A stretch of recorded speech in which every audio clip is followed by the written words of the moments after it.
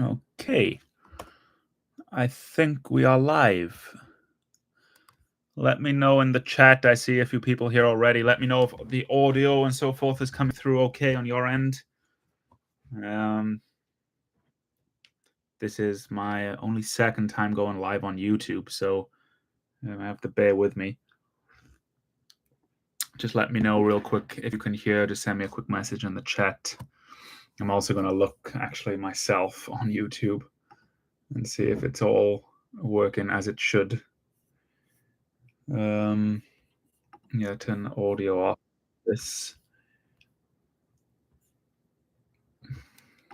Okay, fantastic. All is well. Excellent.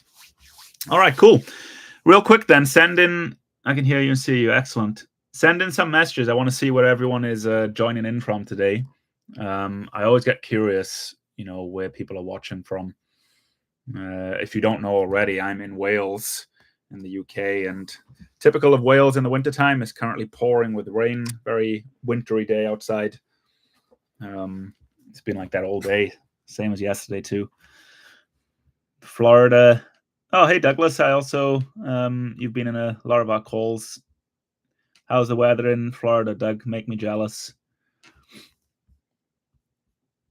You got a thumbs up. Excellent. Yeah, we're testing these YouTube lives, and we are definitely going to do more of these for the whole audience. Same here, Germany. Yeah, I'm not surprised. It's been tomorrow actually for the weekend. Well, Saturday only. It's going to be dry. It's going to be nice. So I'm actually going to plan to do some filming tomorrow if I can. Joe from Northern California. What's the weather like, Joe, in Northern California at this time? It must be nice. It must be. Douglas, beautiful, sunny, low humidity, perfect for tennis. So this is, am I right in assuming then this is the perfect time of year, Doug? So is it normal for the humidity to be low? Because I know Florida in the summertime is rough. Can you speak a bit louder, Neil in Miami? Is the audio coming through okay? Is it quiet on your end? Let me know. It's coming through the MacBook speakers, and hopefully that is good enough. California, sunny and warm, better than Florida. Okay. Yeah. I did actually. I was in Pleasanton not that long ago, probably a month ago. I can't remember the exact timeline, but it was amazing there. The weather was really nice, and it's also it is very different to Florida. I've been to Florida in the summer, and I felt the humidity. Like the humidity is a killer. I didn't think it would be that bad, to be honest, because I'm from Wales. We don't get that. And then when I was out there in the summer, it was really rough. But then going to California, it's like a completely different feeling. Like it's warm, but it's dry. It's like you can feel it too. It's great. Yes, fall and winter are great. Usually low humidity, too inconsistent on serve. Where are you missing, Doug? Where's the most common miss for you? Also, these summers are rough, really hot and humid. Also, to everyone that's in here right now, I see quite a few people. Just let me know in the chat real quick before we really dive into this session. Let me know what you're currently working on your serve. Send some feedback through the chat. What are you working on? You can keep it brief. You can say, you're working on, right to left, power, racket drop. Just let me know. Call consistency. Okay. Into the net, drop and head, working on pronation, Douglas. Nice. Yeah, let's see some more here in the chat. What are you all working on? Deeper racket drop drill. It's good. That's nice. Yeah,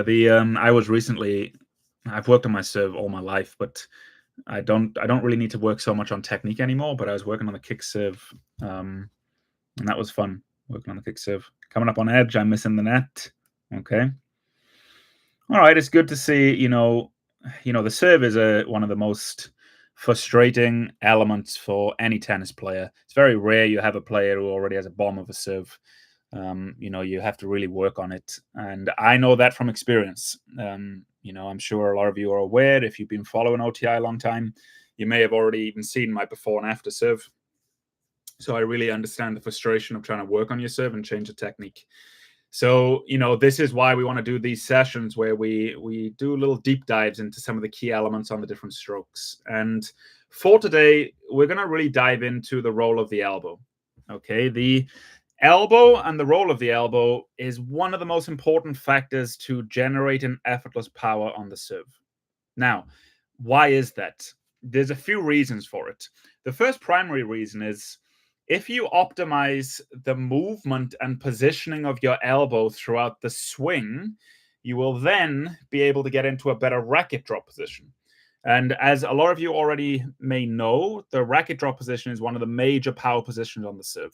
This is where you really load a lot of elastic energy in the muscles in the front part of the shoulder and bicep. And when these muscles are put on stretch and then they are released up to contact, you get a lot of racket head speed. So everything we try to do on the serve, we try to optimize the swing to get you into a better racket drop position.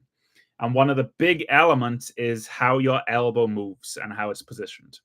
Now, another reason why it's so important, there are so many variations of problems players can have with the elbow. There's so much that can go wrong. So getting your elbow movement correct and your elbow movement positioning is very, very important for developing a good serve. Out of curiosity, how many of you struggle with power? Do you struggle generating power on the serve? If you do, then this could definitely relate to your serve. There'll be different things we'll talk about, and I'm going to share my screen in a second, and we'll look at some slow motion video. But if you do struggle with power on your serve, this is going to be one of the big sessions for you. It'll help you a lot. Joe, yep. Yeah, I'm assuming a lot of you are going to have those problems. Would love more power. Yeah, excellent. Okay. So what I'm going to do, I'm going to share my screen real quick. And again, I'm going to need your help today because, only my second time doing a stream on YouTube. So let me know when I do share my screen. Let me know in the chat when it comes through. Screen 1, screen 2, share. Wait a minute. Give me 1 second, guys. I'm just going to move this over onto the other screen so I can see a chat also once I share my screen. Okay, I'm going to share. I'm going to do entire screen, screen 2, screen. And I'm going to put it on form. Know if that's coming up on your end. You should see a split screen. All good. Here it is. Okay, excellent. So let's dive into the role of the elbow. Now, what I always like to do whenever I teach or work with players, we always got to simplify it. Okay, we got to split it down into bite-sized chunks so it's applicable to the normal player. So what we're going to do, we're going to split the role of the elbow into 3 primary phases. The first phase is going to be the positioning of your elbow, where it's positioned. Very, very important. Then you go on to the next stage, which is the movement of your elbow. And then the third and final stage will be the angle of the elbow and the arm and how it relates to more power on the serve. I like to call it the stretching or the loading of the elbow. Okay, and that relates to the racket drop. But first, let's talk about the positioning of the elbow. What are some of the main keys? The first primary key you have to be aware of on the serve, and you probably hear us talk a lot about this, is the half serve position. Okay, I'll bring both of them up here to this position right here. Now, what are some of the main keys you're going to see in the half serve position? This is something, by the way, a commonality you'll see with all the great servers. At some point in their swing, they're going to get into a position like this. And what you're going to see, the first key thing is for right-handed players, the tip of the racket is pointing to what would be the right side fence. Okay, as you can see there. You can also see this from the side angle. It's pointing off to the right side. And always keep this in mind. I always like to put this in for players because they get confused with this. When we talk about the right to left and where the tip of the racket points, it's always in relation to the tennis court. So when you're standing at the baseline, when we say pointing to the right side, that would be the right side fence. Left side would be left side fence. Back would be to the back fence, and front would be to the net. So keep that in mind when we talk about this now in this live session. I'll just simplify it for you. So that's the first thing, tip of the racket pointing to the outside. Now, what are some of the keys you see with the elbow? The first key you see, my elbow is aligned with my shoulders. See how I can create a straight line here between my shoulders and elbow. Now, this is created by also turning the upper body away from the target. So I turn the upper body slightly away so the chest is pointing approximately to the back right corner. Why is this so important? Getting the upper body turned like this will allow you to start to coil the upper body against the lower body. So you're going to start to pre-stretch the muscles to get more power. As a byproduct of this, it will get you into this loaded position where the elbow is back and it's aligned with the shoulders. A lot of players, including myself, when I first started working on this, and I can even show you without, instead of just saying it, I'll get up a before video of my serve, which is here. This was shot 11, 12 years ago, and we'll see the difference here, okay? I'll bring it forward, and do you see the difference is in the half serve position? What do you notice? See my elbow, my line of the shoulders are here. So in reality, my elbow should be here if it's optimized. But see how my elbow is too far forward? It's broken the shoulder and elbow alignment. And this is a major, major issue, okay, when the elbow is too far forward.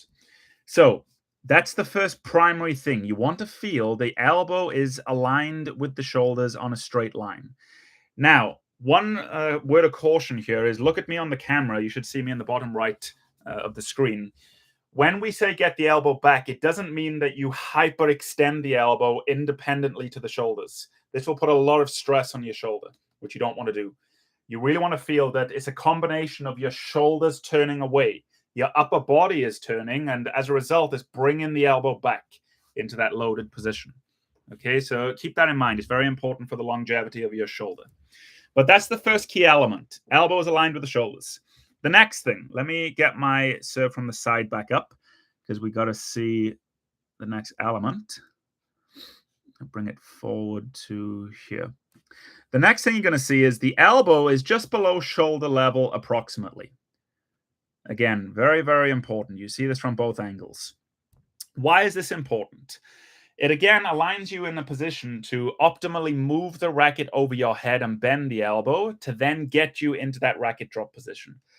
Some of the most common problems we see, the first most common one is the elbow goes too low. So it would be where the red circle is. It would be touching the body. I had this problem on my serve. I started to fix the right to left and all these elements, but then my elbow really started to dip in low to the body. That was a big problem I had. So, I'm not sure. Do any of you have a low elbow on your serve? Let me know. Lefties, opposite. Yeah, everything we talk about today, same applies for the left-handed player. It's just in reverse. Let me know in the chat if any of you believe you struggle with a low elbow. I'm not sure if there's a delay on YouTube either, so that's why the chat may come in. No, good on that position. That's good, Douglas. And a lot of you that may be watching, you may not even be aware of what your problems are on the serve. And that's where you got to film yourself. This, I just put the one on the right side and also the one on the left was filmed on my smartphone. I just get my phone, I film it, and I can slow it down and I can see what's going on. Okay, very, very important. So that's, the first primary problem we see with the positioning is elbow goes too low. The other issue, which is a little bit common, not as common, the elbow goes too high. So if I draw in the line of the shoulders, you do see some players that take the elbow too high. That usually happens because players are too arm dependent. They activate the arm independently to their body, and then your elbow rises way above shoulder level. And at this point, it's difficult to get into the next optimal position, which is the racket drop. So having that elbow just below shoulder level, as you can see here, is very important. Now, there is an approximate range. You can have it a little bit more there. You can have it where I am. Now, mine is actually a little, if I was being a perfectionist, mine is a little bit low, but I get away with it. I still get to a good racket drop. So any lower than this, I wouldn't recommend, like going down here. But anywhere in that range is, ideal. So that's, the positioning of your elbow. And this is what I reference as the half serve position. And if you just get anything else on your serve, if you learn just to get to a good half serve position, it will set you up to essentially have a chain link effect. Everything else will start to follow suit more naturally by getting into the half serve position. Now, obviously, one player I will bring up because, he's, one of the greats, and that is obviously the maestro, Federer. Now, Federer did get to a position where the tip of the racket pointed a little bit more to the back fence, okay? But then what he was able to do, which most players are not able to do, he was able to bend more at the elbow and get the racket moving back around right to left the way we want it, Okay, so unless you're Federer and you can pull that off, then you can do it. But otherwise, I would recommend getting into this all-important half serve position. And that's, the first key element is the positioning. Now, we're going to move on to a little bit now, the movement of the elbow. And, this is where you often hear us speak about the right to left arm action. This is, again, it's a power move for the reason of moving the racket over your head in the most optimized way to get you into the racket drop.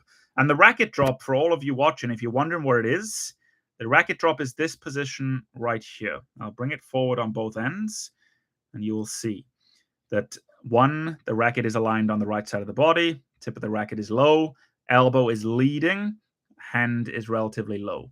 You also see this from this side here. Racket's aligned on the right side, tip of the racket is low. This is where you externally rotate the shoulder, and this is where at least 40% of the power is coming from. Okay, it's a very important position you want to strive to get into. So, with that in mind, let's go on to the movement of the elbow. And that is all related to the right to left arm action.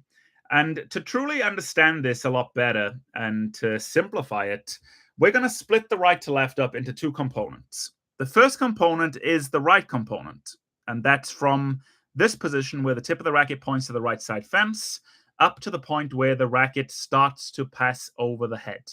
Okay, this is the right component. Then we have the left component where the racket goes down and away from the body. Okay, and that is the left. Let me just show you this now in slow motion. So tip of the racket goes from the right side, then tip of the racket points to the left side. You see that right to left right there. But now, how does the elbow factor into this? Why is the movement of the elbow so important? The first primary thing is the right to left arm action is initiated by bending at the elbow. This is something so many players get wrong. They don't bend the elbow at the right time, and some players don't even bend the elbow. They just have more of a straight arm, for example. It's a common issue we see. So you've got to feel that from this position where tip of the racket's now pointing to the right side, to initiate the arm action, you bend the elbow. When you bend the elbow, the hand is going to move up and around over the bicep. A very good analogy for this, if you look also on the right side, you see that movement. I bend the elbow and see the hand now is over the bicep. And you can also see, you know that I'm bending at the elbow because if we look at the angle in the arm, at this point, you can see the angle is greater than 90 degrees. But now, when the racket is in the position where it's just about to move over my head, what do you notice? The angle in my arm is closed. So that tells us that I've bent at the elbow here to this point. Okay. Now, a good analogy for this I always like to use is it's like you're saluting, like the soldiers do in the army. It's the same movement. All of you watching right now, when you're at home, do that movement. Just get to the half serve position where, you don't need a racket in your hand. Just have the palm pointing down. Visualize, obviously, the racket will be pointed to the right side fence or left side fence for a left-handed player. And then just think you're saluting. And when you salute, you'll notice that the hand moves around and over the bicep. Okay, all of you do that a few times and just feel that it's really just the bending and isolation of that elbow joint that initiates the arm action. Okay, you bend at the elbow. Now, another important factor that goes into this right component, because that's all we're talking about right now, the right component of the right to left. I bend at the elbow, but my elbow doesn't move. Okay, it remains approximately in the same position. Again, this is another very, very important factor because a lot of players move the elbow too early in the swing. The elbow starts to move right away. And again, that really hinders your ability to get into the next key positions in the swing. So what you've got to feel is when you are bending the elbow, imagine that the elbow is resting on an imaginary post. I got this from Greg Lasser, the director of coaching here at OTI, fantastic instructor. But it's a great analogy to have in mind. So imagine, if you look at me on the camera again, imagine the elbow just resting on a post. You have a post there. And then what you're doing is you're just bending the elbow, but the elbow doesn't move. Okay? And let's watch that together. You'll see. Let's look from the side angle first. So I bend at my elbow. I'm bending here. But see how my elbow's not moving forward at this point? To there. And now the racket is over my head. My elbow is still aligned with the shoulders. Again, look from this side, the left side. I bend the elbow, but my elbow is not moving much. It does move down a little bit, and that's related to my shoulders tilting and my body coiling. So the elbow does move down just a little bit when I tilt and coil, but there's very little movement. And that's for the right component of the right to left. Now let's go into the left component where the racket is going to go down and away from the body. Now, what's the role of the elbow from here? From here, the elbow is going to lead forward and upward. When the elbow starts to lead forward and upward, it will coincide with the body uncoiling. So I'm going to start to push from the ground. The shoulders are going to start to rotate and the elbow is going to come with it. But what is going to happen to my racket when I do that? The racket is going to be propelled down and away from my body into that racket drop position. Let's watch that together. Watch the movement. The elbow is now going to start to lead forward. The racket is going to come down and away. Look at the elbow movement and look at the racket. So see how the movements, they coincide together. When the elbow leads, the racket goes down and away. Okay? And that's the movement of the elbow. Very, very important. To summarize that, okay, let's bring this back and let's summarize it. Just some of the main key elements you got to be aware of. The first primary thing, you have to feel that you're bending the elbow to initiate the right to left. Okay, that's the first element. And then from there, you keep the elbow stationary in approximately one position until the racket starts to pass over your head. When the racket starts to pass over the head, you now lead forward and upward with the elbow. The racket comes down and away into the drop. And what you can do, you can all do this with me right now. Again, look at my screen on the bottom right corner. You can do something as simple as this. You don't need to be on a court for this. You can do this at home. Get to this position where you feel, okay, I'm in the half serve position where my elbow is aligned with my shoulders. Okay, and it's just below shoulder level. We're relating back now to the first key element here, the positioning of the elbow. So all of you get to that half serve position and feel it. And now what you're going to do from here, we're going to split it into two stages.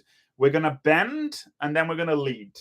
Let's just do the bending segment first. So everyone just stay in the half serve position and now just bend the elbow and keep the elbow stationary in one position, but just bend at the elbow and have the hand move around and over the bicep.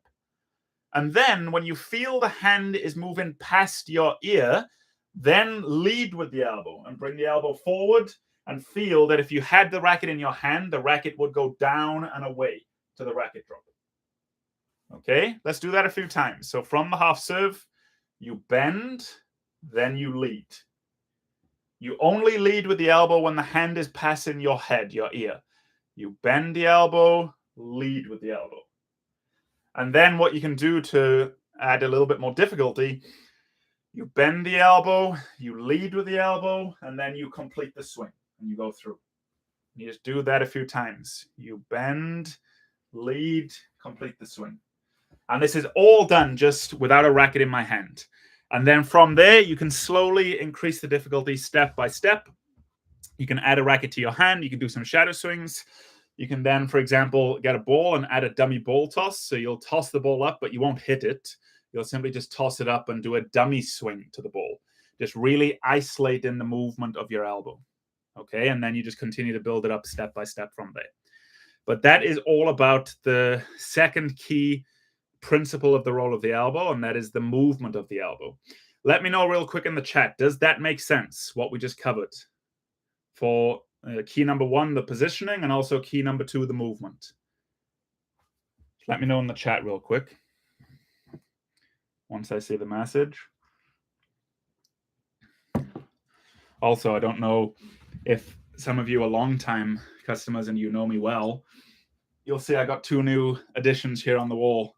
I replaced them. They're two old rackets that I found in an antique shop. So I had to replace them with those. They're quite cool. Yes, makes sense. Makes sense. Yes. Okay, fantastic. Not able to drop it. Is that, you said you're not able to drop it. Is your shoulder very tight? Is it restricted? Because that's another element, everyone watching. You've got to be very cautious when you're working on these positions with the serve especially, where you're leading with the elbow and trying to get into a good racket drop. You've got to make sure your shoulder is healthy, okay? most likely, a lot of you, you're not going to get to the racket drop of which I'm in. Okay, a lot of you may have restrictions. You may be dealing with injuries in the shoulder. So, and you don't need to get to this racket drop. We reference it as a pro level racket drop. You don't need to get there. What you just got to do is optimize and prioritize, or not prioritize, sorry, maximize your own potential. So even if that means that, let's say, for example, before you was here where the hand was much higher than the elbow, and then you're able to get the hand a little lower and the racket a little bit lower by like 10, 20%, that's a significant improvement. Okay, so proceed with caution. Don't really overstress your shoulder when you work on these positions. But now, this leads us now into the third principle with the elbow, and that is the elbow loading or stretching phase, and that is the racket drop position. Okay, so let's bring both forward here. I'm in the racket drop on the left side. Let me bring my right side forward. We see the right side here. Now, what are some of the keys here with the elbow when you get to the racket drop position?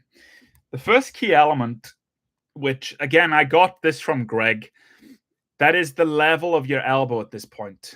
You want the elbow to be quite high, it's higher than the level of my ear at this point.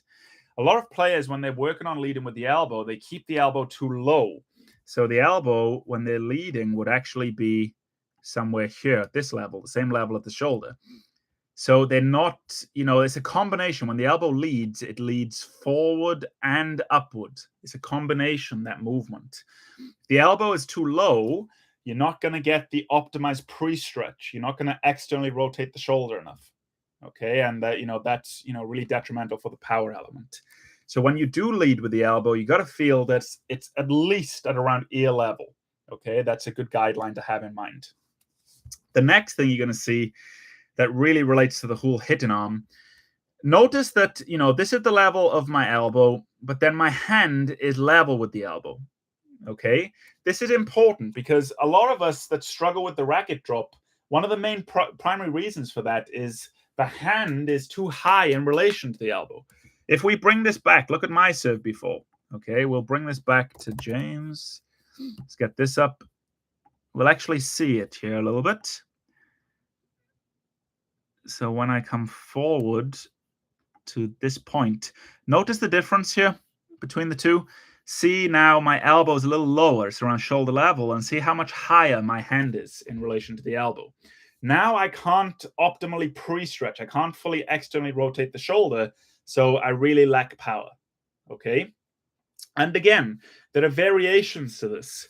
This right here, what you see on the left, is near a pro level racket drop. You don't need to get it this low. Some pros, even players like Andy Roddick, he was able to get it lower. The hand is like somewhere down here, and the tip of the racket is much lower. So it's all dependent on your shoulder flexibility and the mobility in your shoulder. You don't need to overforce it. Okay, very important. Healthier shoulder, just older. It's good to know there's maximize factor. Yeah, exactly. So, that's another key element, is trying to feel that. What I like to tell players, as the elbow is leading, you almost want to feel the hand is coming down as the elbow leads. So the elbow moves forward, the hand comes down. And then you start to feel the stretching, and you start to get that angle in the arm, okay, what you want. You want that closed angle where the hand is lower, okay? And that essentially then is your racket drop position. And then from here, you're in a fully loaded position, as you see on the left. And from there, the reason this generates so much power, just a little bit of a summary on this. The technical term is the stretch shortening cycle, but an easy way to think about it is it's like you're pulling an elastic band. What you're doing right here when you get to the racket drop, you're lengthening the muscle, you're stretching the muscle. And then when you stretch a muscle, when you do this also with an elastic band, when you reach the maximum stretch point and you release, what happens? There's a reaction in the other direction. Same applies with the muscles when you're hitting your strokes. When you get to the racket drop, you load and you store the energy. And then when that energy is released, it results in a very explosive contraction and reaction up to contact. Okay, and that's a little bit of a more clear explanation as to why it generates power and racket head speed. Okay, but yeah, that's really just the basics of the elbow. And let's summarize that. There's 3 phases, if you remember. The first phase, the positioning of the elbow. And that just really relates to getting that racket and the arm into that half serve position. Okay, so let me actually do this. Let me just get my serve up again. I like to be fair, and what I'm going to do is flip it for left-handed players, so you get 2 perspectives here. So in the half serve position, you want to see tip of the racket for a right-handed player is pointing to the right side fence. For a left-handed player, left side fence. Okay, the elbow is back aligned with the shoulders, as you can see here, just below shoulder level. And now this moves us on to the next phase, where you're going to start to bend the elbow to initiate the right to left. Let's link these up together. I think, is that linked? I don't know.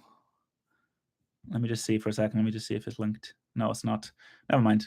I'll just continue. Oh, wait, link. Yeah, now I can move them together. So from here, you bend the elbow. The racket starts to move for a right-handed player, right to left over the head. Lefty, it moves left to right. Okay, and you can see my elbow is not moving.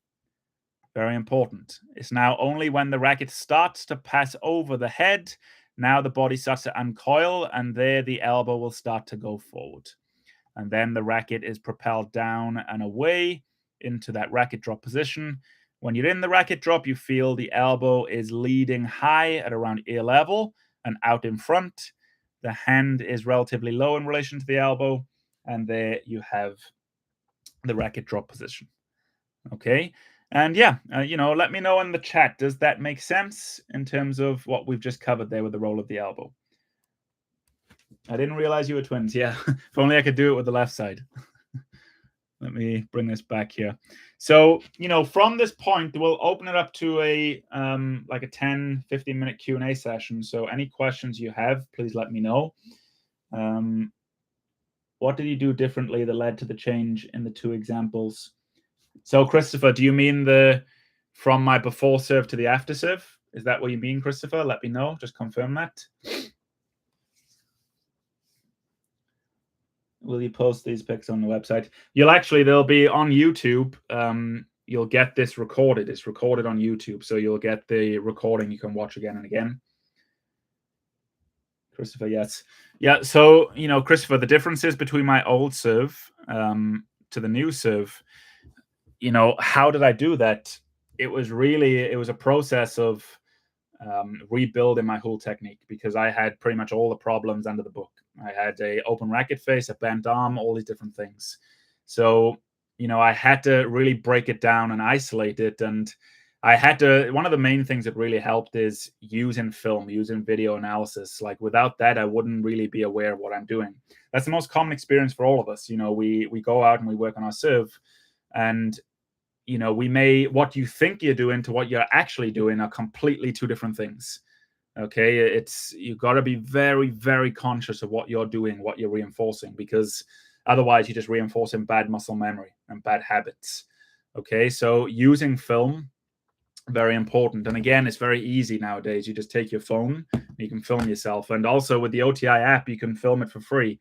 The OTI app is free, and you can film on there, and you can slow it down frame by frame. To find that, you just go into the App Store and type in online tennis instruction. You should see the app there.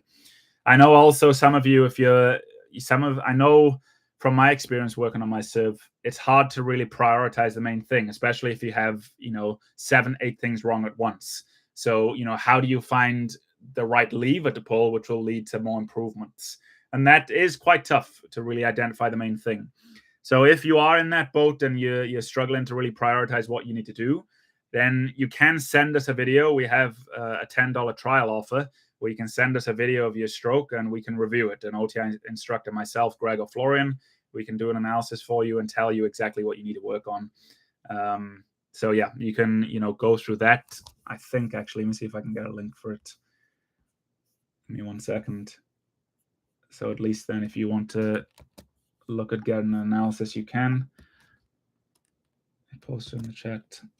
Okay, let me look at some of your questions. The link is in the chat, by the way, if anyone wants to get an analysis. Right, then the first question, any suggestions for example, to help keep the shoulder and elbow flexible before attempting this approach. Yeah, there's different things you can do. First thing is, you don't want to do too much stretching or mobility exercises until obviously you got a healthy shoulder.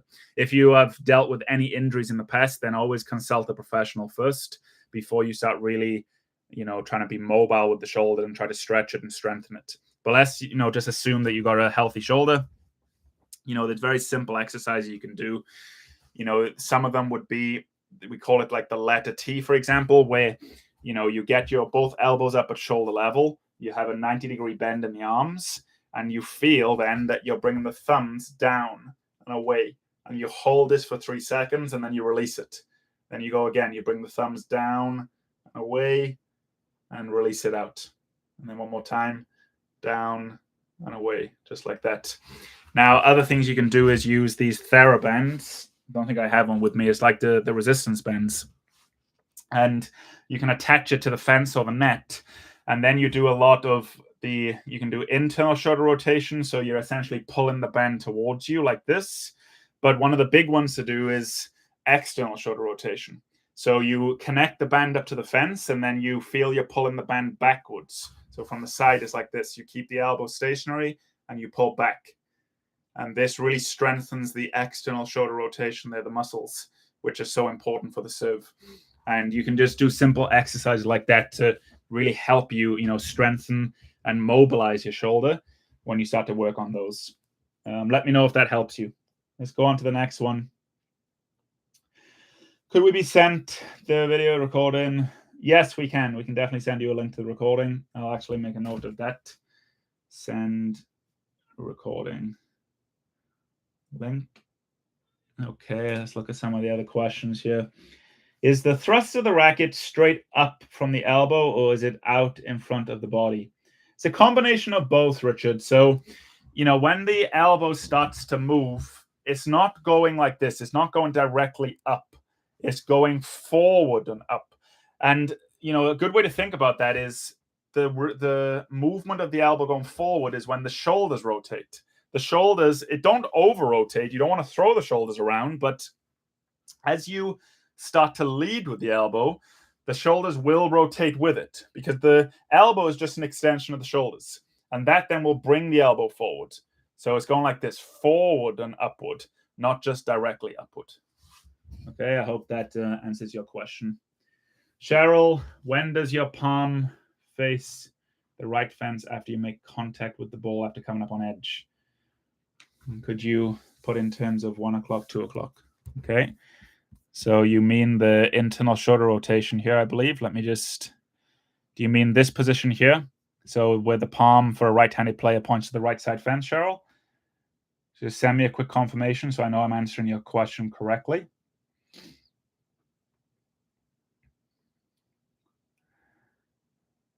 I know there is a delay here, so I just got to wait real quick for that. Okay, yes. Okay, cool. Yeah, so, it comes through contact. Let's just, you asked to do it in reference to a clock face. So we will. So we've got 12, 1, 2, 3. So 12 is contact. 1 is still pointing slightly down. 2, it starts to rotate. By the time you start to reach 2.5 to 3 on the clock face, palm and strings are pointed to the right side. Okay, I hope that gives you a better visual perspective there, Cheryl. Yes, can you briefly explain the final racket going up to meet the ball? Yes, of course. So from the racket drop, what you're going to see, in the racket drop position, my racket is also closed slightly. See, the strings are pointing slightly inward in this direction. A lot of players have the problem of the waiter's tray where the racket is completely open, like myself when I first started. But now from here, it's very simple. All you're going to do is it's really tricep extension. From the racket drop, you extend up from the tricep. And this is then the straightening of the arm, the last link in the chain. Okay, and you'll see that here. I straighten the arm, and then I get up to contact. And when I'm straightening the arm, because I'm on the right grip and my racket face is closed, see the racket now as a result is on edge. And it remains on edge just prior to contact. And then just prior to contact, I pronate at the forearm. And when I pronate, I then make contact with the ball, as you can see. At contact, the arm is fully extended straight.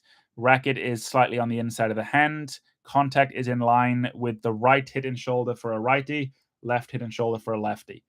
Okay, and that is what we reference as the power triangle. Very important power position. And then from there, I go through, I start to internally rotate the shoulder, and the forearm continues to pronate, and then I get into this position where the palm and strings point to the right side, and then I follow through on the right side of the body until the completion of the swing where it comes down to the left. Okay, so those are just the basics in terms of how the swing moves after contact. Gotta go now. Thank you, Douglas.